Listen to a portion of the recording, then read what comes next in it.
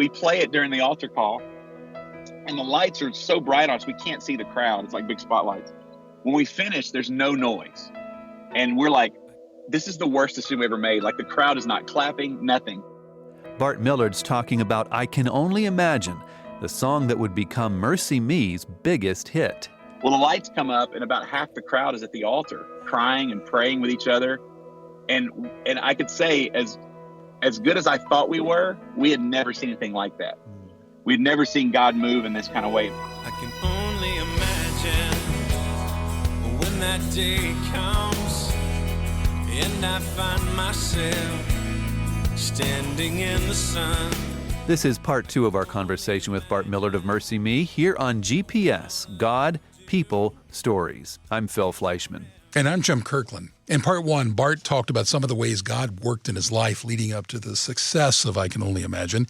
In this episode, he talks about the way God's been working in his life since then, including the filming of a movie about his life, which is also titled I Can Only Imagine, which has been number 3 at the box office for 2 consecutive weeks. Yeah, the movie is about life here on earth, and the song is about life in heaven. And that's something you'll hear Billy Graham talk about a little later in this episode. I'm not going to heaven because I'm good. I'm not going to heaven because I preach to thousands of people. I'm going to heaven like anybody else by the way of the cross, where Christ died for me. Billy Graham now is in heaven. He met Jesus face to face on February 21st. If you'd like to know more about going to heaven when you die, then we have a website that we'd love for you to visit. It's findpeacewithgod.net. That's findpeacewithgod.net. GPS. God. People. Stories. When he passed away, people asked, would I ever angry at God? As a kid, maybe because of my godly grandmothers, I always looked at God as a refuge and not to blame, so to speak. The only time I got angry is when my dad died, because I finally got the dad I always dreamed of, and now he leaves. I'm gonna wrap my arms around my daddy's neck and tell him that I've missed him.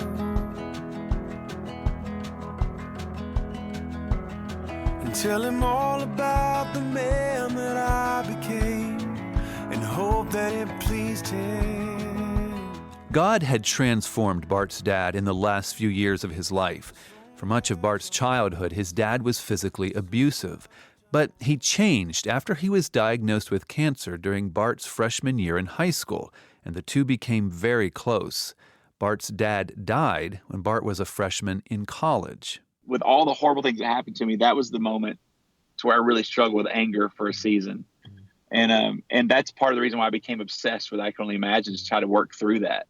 Knowing that her son was in heaven, Bart's grandmother said to him at the funeral, I can only imagine what your dad's doing or seeing right now. She didn't know what she was saying. She's like, I can only imagine what he's seeing now. Like, you know, he's better off there than he was here. And as a 19-year-old, I just became obsessed with that. And it wasn't because I was super Christian. It was, I was just trying to cope. And I kept telling myself, because I was so angry that he wasn't with me, that he's better off. He's better off. He's better off. And so it became like a rabbit's foot or like an OCD kind of thing, to where I became obsessed with that phrase. It would be 8 years before Bart would put that phrase into a song. His dad died in 1991. He wrote I Can Only Imagine in 99. And then it was only because MercyMe needed one more song for an independent album they were putting together. I was trying to find a blank page in my journals, and Imagine was written on everything. And I was at first frustrated, like, really, not one blank page? And then I realized, wait a minute. I kind of knew this will be easy to write because I've pondered this for years. And I literally wrote it in about 10 minutes. And it's totally a God thing, because there were no like there were no errors. There were no cross outs, no mistakes. MercyMe hadn't signed to a major label yet, and they were recording this album in a church Sunday school room the very next day. And so we went in the Sunday school room and started trying to play the music. And it started as a fast song, like this. Delirious was big at the time. It was like this techno 4 on the floor. And I was like, what are we doing? This is not it. And so I got frustrated. I was like, forget it. We'll work on it later. Let's pack up. And as we're packing up, our keyboard Jim hit those 3 notes as he's running his finger across the keyboard. Bow, bow, bow. And then he's packing up. I was like, stop. And I went over there, I said, show me what you just did. And so I started playing it, and we literally unpacked and recorded the independent version of Imagine. I can only imagine what it will be like when I walk by your side. The song was special to Bart personally, but it would be almost a year before the band ever played the song at a concert. We were at a super summer church camp in Hardin-Simmons in Texas, and the speaker said, hey man, can you play that Heaven song, Imagine song on your CD? And we're like, dude, we don't know it. Like, we haven't played it since the Sunday school building. He was like, come on, man. And so while he's preaching, we're behind the curtain in this little theater, quietly learning the chords to our own song. The curtain opens, we play it during the altar call, and the lights are so bright on us, we can't see the crowd. It's like big spotlights. When we finish, there's no noise. And we're like, this is the worst decision we ever made. Like, the crowd is not clapping, nothing. Well, the lights come up, and about half the crowd is at the altar, crying and praying with each other. And I could say, as good as I thought we were, we had never seen anything like that. We'd never seen God move in this kind of way. Man, I'm Southern Baptist, so God moving that way is weird already. But it was like, what is happening? And I feel like we've played it every night since. Surrounded by your glory, what will my heart feel? Will I dance for you, Jesus? Or in awe of you be still? Will I stand in your presence? Or to my knees will I fall? Will I sing hallelujah? Will I be able to speak at all? I can only imagine. I can only imagine. I Can Only Imagine didn't become a hit until a couple of years later when MercyMe re-recorded it and included it on their first major label album. The name of that album is Almost There, and it was released in 2001. When work first began on Almost There, it didn't look like the band was going to be able to include I Can Only Imagine. They had released the song to one of the biggest names in Christian music, Amy Grant, but she hadn't used it yet, and MercyMe needed a hit. We were selling less albums signed than we were when we were independent. And our management called Amy and said, hey, any chance this song will ever come out? Because you're killing our plan here. And she ends up giving it back. She was like, you know what? This is a career song. You need to take it back and run with it, you know? And so we scrambled and released it, and it changed everything. And then, you know, I think it went platinum and all this crazy stuff in the Christian market. Not just the Christian market. I Can Only Imagine was a big hit on secular stations as well. To date, it has sold 2.5 million copies, making it the best-selling Christian single of all time. After the song took off, so did the band's touring schedule, and it stayed that way for a number of years, thanks to several more successful albums and many more hit singles. Along with the intense travel schedule, there were other stress factors in Bart's life, including his son being diagnosed with diabetes and his brother-in-law dying. It eventually got to the point that Bart felt like he just couldn't take it anymore. About 6 or 7 years ago, before the album Welcome to the New, I tried to quit the band. As amazing as the things I was taught, legalism was alive and well, to say the least. Mm-hmm. And maybe because the way I was raised, I believed I had to perform above and beyond so that God wouldn't leave me or be disappointed in me. Mm-hmm. So I'm sure it's a dad thing there. And you know, I'm 40 years old. My family's hanging on by a thread because I'm not present when I'm home. The road is to escape, like my son's diabetes and my brother-in-law being killed. And it's like, I just in this weird depression, and MercyMe's as successful as ever. And my family, my wife's like, I can take it or leave it. And talking about me. Mm-hmm. And so, yeah, I tried to quit the band. And if you ever listen to the album Hurt and the Healer, there's feels like a halfway point. Like Hurt and the Healer was written after my brother-in-law was a firefighter killed in the line of duty. And that was kind of the straw that broke the camel's back. I was done, and I just couldn't take it anymore. Like, God, why does this stuff keep happening? I fall into your arms open wide, when the hurt and the healer cry. And trying to quit, the band was like, let's fix what's broken. I was like, well, I don't want to do more than 60 shows a year. You know, I want to cut it in half. I want to be home with my family and show them that they're worth fighting for and all this kind of stuff. And they were like, okay, let's do it. At the same time, a friend who knew just how hard Bart was working reminded him that he could not do anything to make Jesus love him any more than he already does. And he encouraged Bart to rest in the finished work of the cross. And no one's ever told me to quit. They told me there's more work to be done. So I was offended. But I also thought, he's proving my point. I need to quit. But that's not what he was saying. He was like, quit doing it for that reason. And so when I realized that my identity was not the success and failures of MercyMe, but that's just an overflow of a healthy relationship, and that I started understanding who I actually am in Christ, which is not a bad person trying to be good, but holy, righteous, and redeemed because of the cross. You are holy, you are righteous, you are one of the redeemed, set apart a brand new heart. Oh, you are free indeed. That's MercyMe's song, Dear Younger Me. And like so many of the band's songs, it comes straight from Bart's life experiences. Imagine was written after my dad passed away with cancer.